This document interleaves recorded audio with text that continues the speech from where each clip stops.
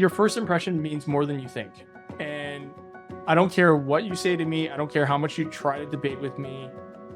How you show up, how you communicate, how you look, unfortunately, will play a judgment. And the reason it is because we are human. They may have told you to go to the big city, chase the busy crowds, find the bright lights. But no, you chose your own path to stay right here. I'm your host, Claire Bouvier. Welcome to the Small Town Entrepreneur Podcast, where opportunity is just on the other side of the door.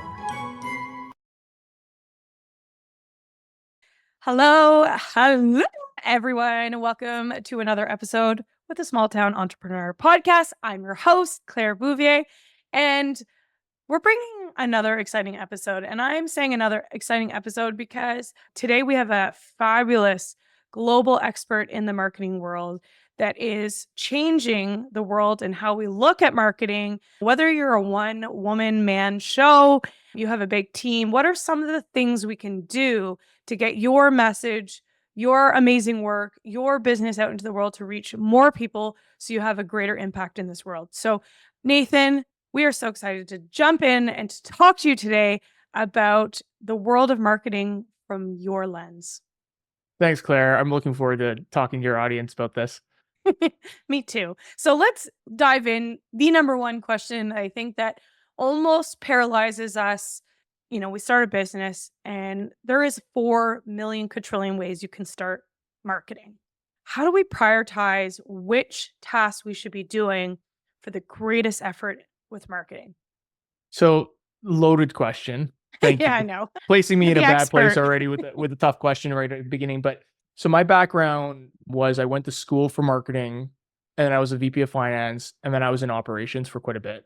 And then I've been running my agency now for about 7.5 years. But this is not my only business. I have 3. And so I think what's really, really interesting is when you look at every business, it is a loaded question, meaning I don't want to oversimplify something that isn't simple. Now, at the same time, I'm also writing a book about how we need things to be simple in order for us to action it. So we live in this paradoxical world where we Yep. want to solve complex problems with simple solutions. And the reality is that what we have to do to move forward from that is to just accept the fact that there will be pitfalls in every framework that we move forward on, and just be accepting of that and be aware of that. So I think what it means to starting a business and promoting and being really resourceful, I don't want to make it sound so dumbed down, but one Totally. of the things I always tell all of my clients is, everything that I promote needs to be practical and sustainable. And those are the 2 words I use. And what practical means to me is that you can practice that tactic to a high level of expertise, which means you're implementing and executing well. And then the second one, it's sustainable, which means it's a activity of which is not going to tax your personal time resources too much to the point where you can no longer maintain that activity for a long period of time. Now, if I were to make this into an example, because I'm a marketer and I need to explain it to a proper audience, is weight loss. So everyone loves impractical, unsustainable weight loss diets, right? What I am trying to say is it's very much the same methodology in the sense that if you want to see success, you need to have something that is going to be sustainable for you. So jumping on these fad trends, all they're going to do is tax your energy. So now I've talked about framework and the approach, right? The approach is similar to that of your weight loss program. The weight loss program, how you look at a sustainable weight loss program is how you should be looking at a sustainable marketing program. So that's I the love first that. approach. That's a great analogy. Now, what does that mean? And how do you make that a bit more actionable? Because I don't want to be that person who just gives you this high level, fluffiness. Thank you. There's a very simple thing that I recommend for all people to do in any business, and that's a very anecdotal journey. So you take a piece of paper, you put it on landscape, you draw a line that kind of squiggles and goes up. And what I want you to do is I want you to think about this is the journey from 0 to 100. 0 is where they don't know you. 100 is when they want to have a conversation and buy from you.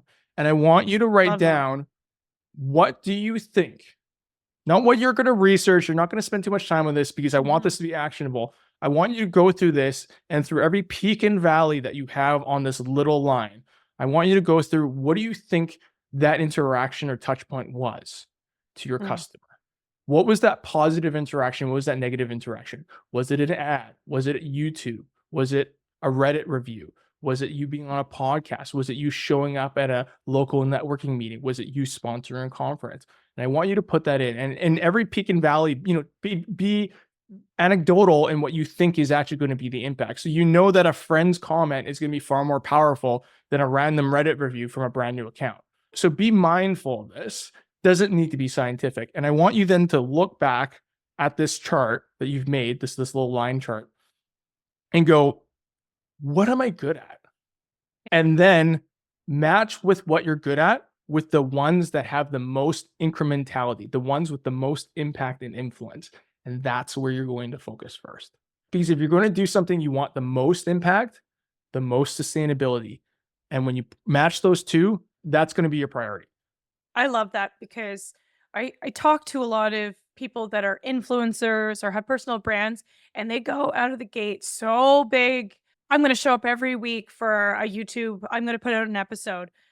If they've never been on camera, that's a whole nother muscle, another skill set they have to like really work on. And I agree. I think it's like Gary Vee. I know we were talking offline about this, but he made a comment, and I would love to hear from you on this point for marketing, is that he's like, share as you go.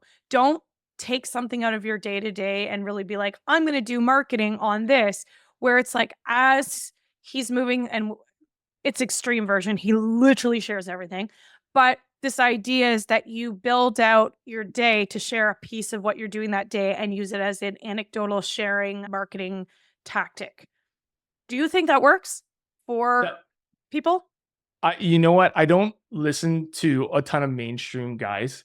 And I have to admit, that's just because I'm a contrarian by heart, which means if they're too mainstream for me, kind of like how I don't use Apple, I just tend to shy away from it. So I tend to be an early adopter type perspective. Yeah. I love Gary Vee. I've seen some of his stuff. So the concept that you have brought up is actually a concept that I have, which is I call it backpacking. And what backpacking means to me is actually, and this is exactly what Gary's talking about, is he's trying to be intentional with his time, and he's also being intentional with workflows, which I think is really important. So often, again, going back to the example, say that, essentially going to networking meetings is a great way because you feel energized, you're an extrovert, you enjoy it, you feel much better in person than you do on camera. So you do that. And so as an exercise, what you do is every single time you go on these networking things, you actually come home and maybe you journal. And then when you journal, you're actually going to write out pains and benefits of every single conversation you have. So if you look about that, that's really customer feedback.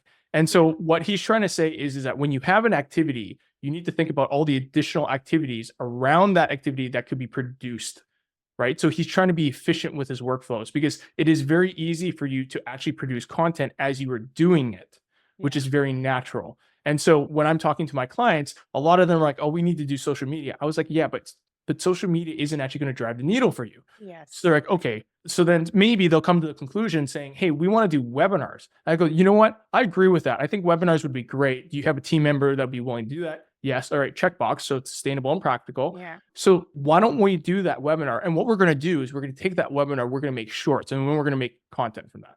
Right. So that's what I call by backpacking. Yes. You have a core activity that drives a core need. And then what you take is you take that core activity and you hopefully repurpose it for other things, and you try to be efficient with your workflow. So exactly what Gary Vee is saying is that you're doing something already. Take that workflow and make more work out of it because you're already doing it. So therefore it's easier for you. That is, though, I'm going to say easier said than done. So, which is the whole point of a simple framework, because in order to do that, you have to be mindful enough of knowing what you need to do or you should be doing while you're doing something. So, Gary's saying that, but at the same time, most people don't even understand how to make the content. People don't know how to produce the content. People don't know how to edit the content. People don't know how to distribute the content. So it's like Gary's making a very complex idea simple, which is, hey, you're producing something, produce more. But it's just kind of more like, okay, you can produce more, now what? And that's what we're getting to, like, how do we prioritize and creating that? And I really like that because here in real time, we're making a YouTube video, we're making a podcast. My editor is going to spit it into 2 reels. I'm going to make a LinkedIn post, and it took many years for me to get to this point, to have a team, to have people to do this. And so if we go back to someone that doesn't have 10 years of resources and building that, what framework do you see is the most effective to come out of the gate starting something in the next week that is most achievable, that you've built for your clients or you've recognized for yourself the best framework to approach marketing? Again, that goes back to that whole sustainable and practical approach. If we want to talk about something where, I think another framework that's really important is understanding that every touch point has an impact and influence. And if you understand that things have impact and influence, that in itself is a prioritization metric that you can measure against. And so, one of the key things that I think is really, really important is video content. And Mhm. it's not that I think that video content actually has an incredibly high level of impact influence. I think it has a reasonable level. It's the fact that it's almost a form of product led growth. And so a lot of people go, Nathan, why do you produce all these shorts? And I go, I don't actually care who watches them. It's my goal is actually not to build a massive audience. My goal is actually for anyone that ever finds me on the Ethernet somewhere around the world that they want to learn anything more than me. They have active resources out there to see what my personality is and what my perspective is. And they can do that in their own time. They can do it when they're on the toilet if they're bored. And that's the whole point of being generating content is actually you're generating trust on the medium of which they choose at the time of which they choose. And that's what product led growth is. And though Right. that's my definition of it. No, That, and I that's like it because you said something that I think I'd like to just like comment on this and hear your perspective.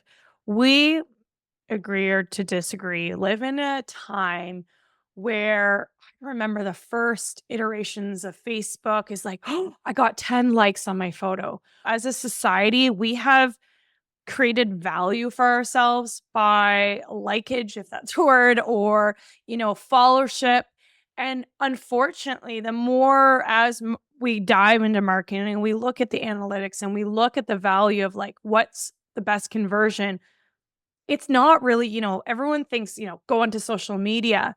How do we change the mindset of recognizing that maybe that is not the value that we really should be looking for? Because you said, contrarian approach. And I like that because we need more people to challenge the notion of what success is, what is the growth. You're not looking for 1 million followers, but you're looking for something else.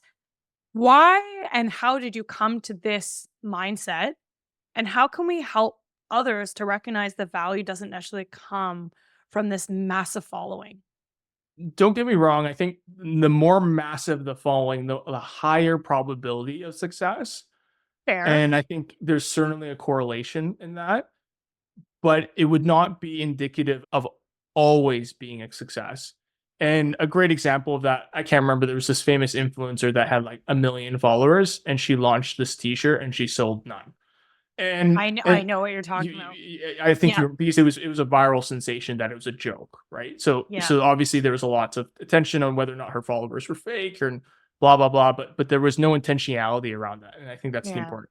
So I think it's the intention that is really important, and that's why people who try to cheat the system in terms of getting followers, they recognize that they don't get conversions at the end because they're cheating it. So that might be doing clickbaity articles, clickbaity information. You're too broad on your ideal customer profile, so therefore you're attracting audience which actually doesn't serve your need or serve the need that you're serving. Yeah. And I think at the end of the day, we do live in a society where metrics is and are always used as a vanity metric. Yeah. And because of that, we have a skewed perspective of what that means. There's tons of articles talking about how PR for a venture capital backed SaaS company is typically a joke because it doesn't necessarily mean they're actually making money. And mind you, I want to use Uber as a great example of that because Uber for the longest time wasn't making money, but everyone under the sun thought they were making money. And it comes to show you there's a lot of fake it till you make it mentality because Amazon. some truth in some businesses where you will not make money for years before you make money. And OpenAI is a great example of that, right?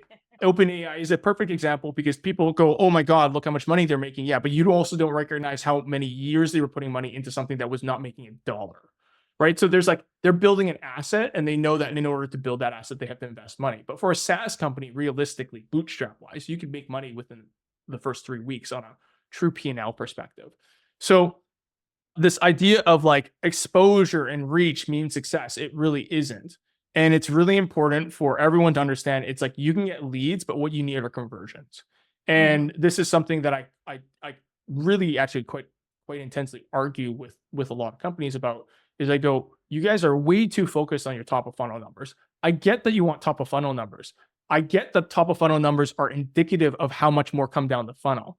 But if all you do is force your marketing team to be only targeting these top of funnel numbers, you are going to be handicapping yourself in the sense that they will not feel comfortable to actually try to qualify and bring in good leads. So all we're doing is one, really kind of wasting your time and energy on MQLs that don't matter, wasting the cost of that because your MAR stack typically is based on users or how many people sign up.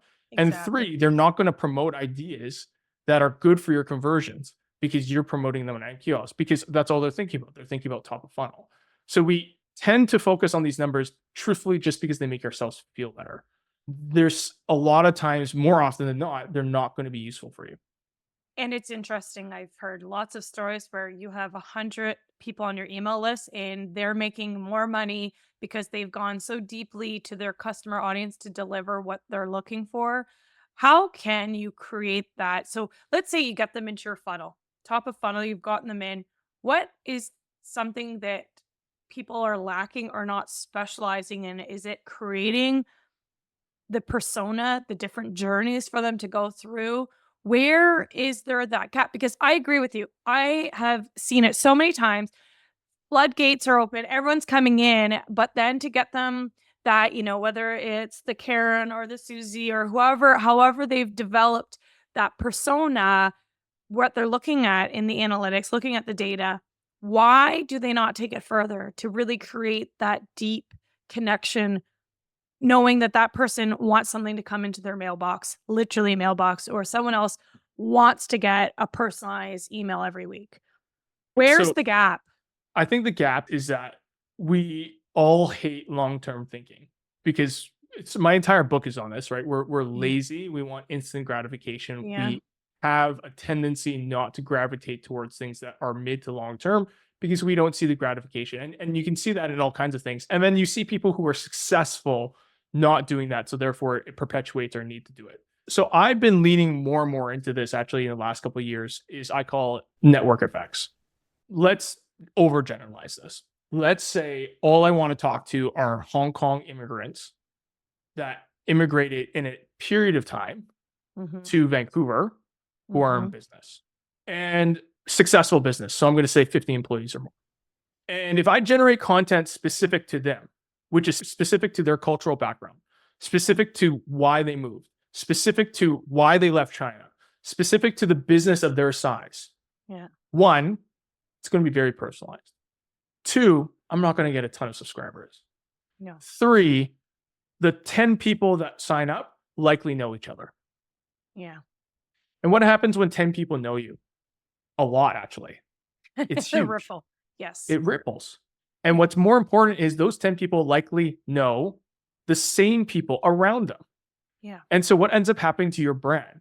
The most powerful thing I tell people is when you get your name brought up to the same person twice from two different people, your trust goes from like 0 to like infinity. Yeah. And what I think is sad for a lot of owners and businesses is they don't know that power of that because they're not patient enough and they don't want to be patient enough, which I can totally empathize and understand. And when you do that though, you forget that actually when this thing gets scale, it's like Lululemon. Because that's exactly how Lululemon built their communities. If you look at any of the successful brands and how they act, like Instagram, it's a great example, right? Yeah. Yeah. They all started with a very, very small community. And what ends up happening is what you're really doing is you're creating this very small critical mass, but that critical mass compounds. And it's very much very different than if you look at it. So I want everyone to think about this. Think about a really, really dense planet. Let's call it in Vancouver. Yeah, I was Right. like, I'm thinking, well, okay, what city here? Yeah, let's think Vancouver. Let's just say I have a really, really dense community in Vancouver. And I want you guys to think about it like a planet. Okay. But it's so tight, it's so dense. So it has a ton of gravitational force. Now I want you to think of an asteroid field that's spread across Canada. And then I want you to ask the same question of how much gravitational field does each of the asteroids have? None. And so what sucks is you start with a tiny asteroid in Vancouver, and then it builds, and then it becomes a little tiny moon, then it becomes a planet, and then it becomes even more powerful. When you have an asteroid field that's spread across Canada, which by the way is a massive landmass for very small population, you can understand how much interaction happens. And it's very little. Yeah. So all you have done is you've built and spent a ton of time and energy to make a relationship across the money. world, essentially, Yeah. of which has no impact to anyone else you are trying to talk to. And so that's why I, like for even some of the venture capital companies that I've talked to, I said, okay, you guys have $500,000 budget. What do you plan to do? It's like, oh, we're doing it. We're going to put an ad spend. I was like, okay, where are you putting the ad spend? They're like, Canada. I was like, no. They're like, what do you mean, no? I was Density. like, no. Well, what would you suggest? Vancouver, Toronto, Montreal. Maybe not Montreal because you're going to have to do French. So let's take that out and let's do Calgary or Victoria. Yeah. And then they go, okay, well, that seems small. I was like, exactly. I want everyone in Vancouver to know you. I want everyone in Calgary to know you. Do you want everyone in Winnipeg to know you? And are you going to do that in such a way where Maybe. maybe, no offense to anyone, but is that going to move the needle for your business based on the target demographic that you have or any of the TAM studies you have? The reality is that you need to go into a city and be known. You have to build trust, and frequency builds trust. So do you want to show an ad once to a random person across Canada, or do you want to show multiple ads, multiple creatives, multiple valuable messages to the same people in a single city? No brainer. But we don't think like that. We don't. Because we're all guilty of it. No matter where we are in our journey, I think there's always that. Now, it's such a good visualization, but I do feel post-pandemic businesses, there is that crushing heaviness that I see where there needs to be that, okay, in the next 24 hours, I got to come up with something that is generating a short-term revenue plan. I always say I have the 50-year business plan because we need to think like that. We need to create relationships that take who knows how long. But then there's those immediate conversions that are crucial to keep the lights on for businesses. So how does one manage the two totally different mindsets of okay, the sense of urgency, conversion quickly, get some revenue coming in, because we are not all, Sam Altmans and patient, what's the Dyson, what has 70 iterations of the Dyson vacuum and sitting quietly behind the curtain. It's just not a reality for some small businesses to be sitting and waiting and playing that long game. So there has to be that balance. Yeah. How do you approach that? So that's less of a marketing question now, where my strategy and operations at for you. And what I think is really important is you're absolutely correct. And I hear you. A lot of us live in the reality that our sole proprietorship, our consulting business, our service-sized business, our influencer business, whatever it is our livelihood. It is literally paying our bills on a day-to-day basis. So they're like, thanks, Nathan. Thanks for letting me know that I need to be patient, but I need to eat tomorrow. And so what I think is really important is just on a strategy perspective is it's okay for you to take opportunistic deals.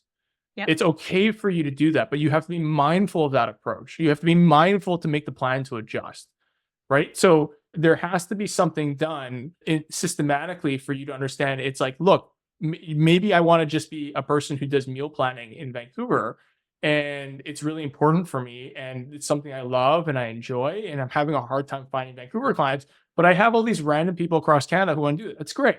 Take the random people across Canada. But then the moment that someone from Vancouver comes to you, work on them harder than you did for anyone else. Cool. And then start transitioning your plan so that you are a little bit more intentional, a little bit more focused, not because I'm trying to say that the opportunities are not good things.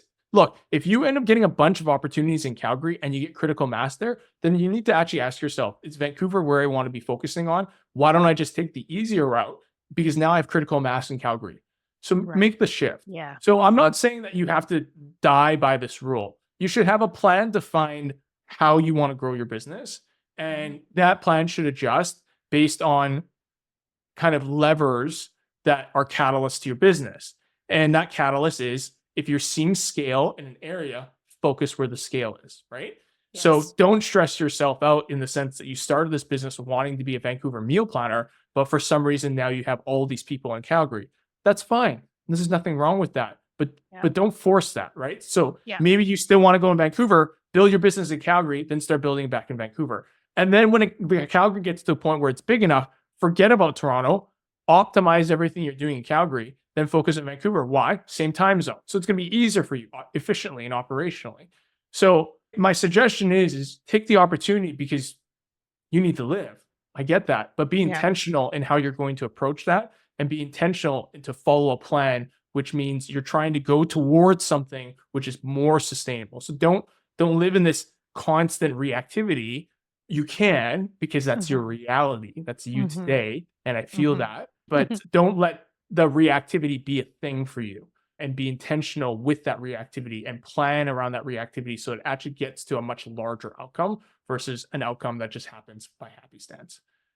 And this is why entrepreneurship, Nathan, is not linear. It's always shifting. You're good at what you do. People in your town know it. But imagine if the entire country did. Picture people all around the world knowing what you did. I use Kajabi, and it isn't just another website builder. It is the one-stop shop for me. It's a launch pad for your experience, whether it's courses, memberships, community, email marketing, sales funnels, landing page, website, and more. And all in one place. With no tech, no headaches. Your knowledge is the product. Kajabi just delivers. Stop fiddling with all the plugins and start sharing your awesome today. Use my link, clairebouvier.com/tools, and in the show notes. One more question focusing around this idea. You gave a great suggestion, and I love the idea. We have Hong Kong immigrants coming to Vancouver. The thing is, that makes perfect sense. And it's like, okay, of course. But a lot of people really have a hard time being like, well, what is that unique segmentation that I know, A, I can really speak to, B, I know that there's enough volume or something for individuals listening to this, for businesses listening to this. They know that this is obviously makes so much sense and the conversion is going to be higher because of that impact. And especially being the small town entrepreneur, this is what builds our businesses, our companies, our relationship, is that knocking on the neighbor's door, seeing someone on the street and building that conversion is higher. But if you have a lot of these different, we have persona one, like you gave the Hong Kong business individual coming from immigrating to Vancouver. What if we have multiple of those very specialized segmentations? How do we choose it and be like, I'm going to focus all that? Because part of us as marketers, as someone that cares about people, you're almost like neglecting another group or individual, and it can be very hard to focus. What do you say to when you're choosing that to really hone in? So I hear you. And from what I understand is you're kind of towing the line of like what economically makes sense. And I think you're right. So I've simplified it in the sense of what I've just said, which is, this Hong Kong immigrant thing, but that's a simplification. There's the complexities that you're talking about, which is, hey, Nathan, what are the economics around this? Does it actually make sense? And you're absolutely correct. So you want to be as fine-tuned as possible. At the same time, you need to balance the economics of it, which is what is my TAM? What is my total addressable market? And you have to understand is whether or not that total addressable market even has that need, and are they willing to pay for that need at a price that makes whatever your goals for your business is. Right. And that's business strategy, business homework, marketing research stuff where you have to do. And I don't have a simple answer for that besides you got to go knock on some doors and you got to get some real feedback. And I think that's really, really important for any business. Agreed. When it comes to specialization and focusing, all I have to say is there's a reason why fusion restaurants suck. Because when an Italian guy and a Chinese guy get into a restaurant together and they call it Chinese Italian fusion, all you get are pissed off Chinese people and pissed off Italians. So and a so confusing customer base. and a confusing customer base of which you don't even know how to service, because now you have Italians and Chinese people in the same restaurant. So do you serve Maotai or do you serve Super Tuscans? You don't know. Loving your analogies. It's really true. Yeah. And so I think what's important is like, this is actually, it was just released for SAS North. I'll be speaking on main stage alongside like Neil Patel. I have Actually, yeah. Well, I'm not with him. I'm on the same stage as him though. it doesn't matter. Neil Patel. Neil Patel's first. I'm like third on the speaking back. That is awesome. You can tell Neil that I asked what would Neil do in this situation into perplexity. and so I'm talking about something called trust as a currency. And it's a bit more TEDx-y talk versus a marketing talk. But the reason why you actually focus and personalize is because there's this triangle. One of the triangles is empathy. And if you actually think about empathy in the fact in like the terms of marketing, it's actually like personalization. Yeah. And the more you practice empathy, the more trust you have. And the more trust you have, the more likely you're going to have impact and influence as a brand, which is the very reason why when your friends or your family recommend something, they have massive impact and influence. I agree. Because there's so much empathy. They know you. They've known you for years. They've talked to you about things that our corporation would never talk to them. And so that's why specialization and focus is so important, is because ultimately when someone goes out to buy anything, they ultimately need to have trust. Yeah. And that trust is whatever I'm buying will serve my desired outcome. And if you don't personalize, you're a stranger. That's really what you are. You're the white van giving out candy to kids. That's who you are. Oh, no. Oh, no. We don't want that. But imagine if someone came to you and said, hey, I have life insurance, and they came out of a white van. Bye-bye. It's like, yeah. Oh, dude, like really good pitch. I don't feel comfortable. So marketing is actually about trust, which is why personalization is so important, because if you can't practice empathy, people don't feel like they should trust you because they don't feel like you know them. So there is this really awkward balance where you have to figure out, I need to speak so well to a customer that a stranger can feel trustworthy. Yeah. And I have to do it in such a way that makes sense for my business. Yeah. So I'm trying my best not to oversimplify, but sometimes simplify. And I'm also caveating when I do, because I also don't want people to feel like when I give this advice that I'm not aware of the shortcomings of them, because every simplification has shortcomings. So the oversimplification is, yes, you need to personalize, but yes, you also have to balance that against the economics of that group and that audience. We could talk hours on this, but Nathan, it would be remiss to actually totally not talk about artificial intelligence in this time in our world where generative AI is taking everything by storm. It's transforming our industries. Can you speak to your perspective on how generative AI has been a positive or a negative approach in the way we're working today, and how someone that is dabbling, so not sure how it's going to play into their day-to-day operations and their marketing efforts, how would you tell them to approach it today? Because it is the most pushed on us. There's so much noise in this space. How does a business approach generative AI in the world of marketing? Generative AI is not an end-all be-all, but it's done a great job of getting people to 70%. I have said the exact same line so many times. The 100-meter sprint, you get to 70 fast. Yeah. And so, like, just recognize it's going to get you to somewhere real quick, but it's not going to get you to the the perfect end destination. And that's where the workflows come in. So just recognize that you'll still need to build a workflow, just like anything else in your organization. It is a accelerator of workflows. It is the accelerator of generating work product, but it is not going to make you a winner. If you are incredibly intelligent and incredibly technical, you can maybe get to a 90% product. But Agreed. that also means a complex workflow. So we're not talking about what anyone else can do, right? We're talking about you've invested time to generate a workflow that is complex and customized for your business. So you can probably get to 90%, but you're still going to need to fine tune at the end if you want to be the best. You speak to workflows. I speak to workflows. What is a workflow? A workflow is as simple as the fact that I know that I'm going to get a product, then it needs to go through a manual review, then it needs to go through another generative AI workflow, then it needs to go through another, manual workflow, and then it's going to get to a final product. Like a workflow is simply steps. And I think what a lot of people think is like I go into Gen AI and that's done. Well, that's fine. I asked ChatGPT, how do I do this? And they decide to jump off if the answer doesn't resonate well. And if it's good, they'll use it, implement it. But then again, you're showing up for the world at a level B. Yeah. And there's a reason why when you go online and you pay a lawyer $5 for consultations, that it's not going to be that great. Or you paying It's someone like that's $5. It's the whole thing. It's just like there are workflows and experiences behind these things that get you to a better product. So if you invest more, you'll get more. And if you want to think that Gen AI is this simple switch, it is, but it's not going to get you the best product.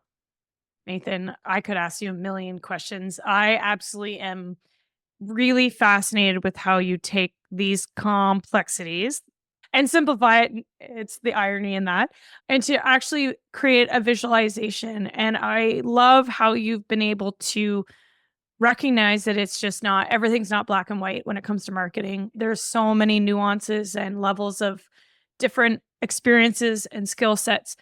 To wrap it up, what are the common mistakes that you've made, other businesses, marketers have made when they're trying to approach, the most effective thing? What is it that you see with the sense of being overwhelmed in Gen AI and approaching marketing? What is something that you notice that is a common mistake, and what we can do, and a piece of advice that if they didn't hear anything in this episode and they do one thing today, what would you suggest? Another loaded question for you. There's a lot. I would say that your first impression means more than you think. It means more than you think. And I don't care what you say to me. I don't care how much you try to debate with me. How you show up, how you communicate, how you look, unfortunately, will play a judgment. And the reason it is because we are human. And my entire book is about how we are lazy. And what happens in laziness is heuristics. And you know what's a form of heuristic? Stereotypes. And why do we have stereotypes? Because we're lazy. Why are we lazy? Because we like to make decisions and we don't like to overthink because we like to conserve energy. So you know what that means is if you don't show up the way you think your customers need you to show up, aka trying to sell insurance out of a white van at Parks, not going to do you any favors. So just remember that as much as you want to be you, which is appreciated, and that could be your intention to be you, recognize that you'll be climbing up Mount Everest on the steepest side of the mountain, not the one that's been carved out for people to travel on. You've made that decision, so you've made it more difficult for yourself.